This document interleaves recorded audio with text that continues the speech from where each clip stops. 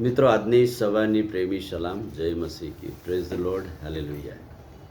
આપણે એ વિષય જોઈએ છે કે ઈશ્વરને શોધનારા લોકો શું આશીર્વાદ પ્રાપ્ત કરે છે. જેઓ ઈશ્વર તરફ મીટ માણે છે, ઈશ્વરને દરરોજ શોધે છે, તેઓને કેવા આશીર્વાદ પ્રાપ્ત થાય છે.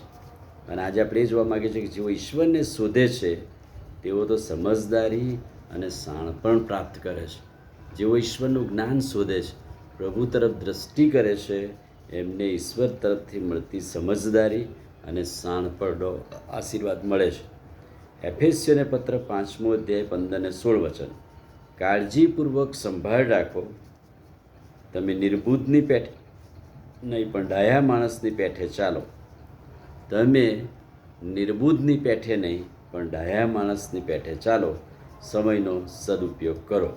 એટલે કે જેઓ ઈશ્વરને શોધે છે તેઓ ડાપણથી ચાલે છે, જ્ઞાન પ્રાપ્ત કરે છે, સમજદારી પ્રાપ્ત કરે છે, શાણપણ પ્રાપ્ત કરે છે.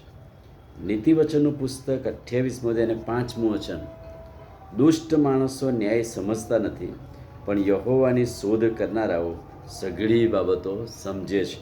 તે સઘળી બાબતો ધ્યાનમાં રાખે છે. એને સમજદારી હોય છે, શાણપણ હોય છે, જ્ઞાન હોય છે, બુદ્ધિ હોય છે. નીતિવચનનું પુસ્તક 2જો અધ્યાય 3 થી 6 વચનો. જો તું વિવેક બુદ્ધિને તારી પેઠે પાડશે, સમજણ મેળવીશ, ખંત રાખશે, રૂપાની પેઠે શોધીશ અને ઘરેલા દ્રવ્યની પેઠે શોધીશ, તો તને યહોવાના ભયની ખોટ પડશે નહીં.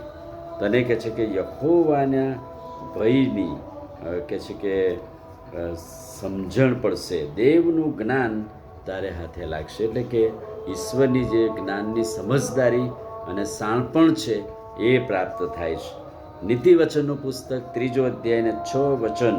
તારા સર્વ માર્ગમાં તેની આણ સ્વીકાર, એટલે તે તારા રસ્તા પાદરા કરશે. તને સમજદારી, શાણપણ અને જ્ઞાન આપશે. એટલા માટે આજે સવારે જેઓ ઈશ્વરને શોધે છે તેઓને સમજદારી, શાણપણ અને જ્ઞાન પ્રાપ્ત થાય છે.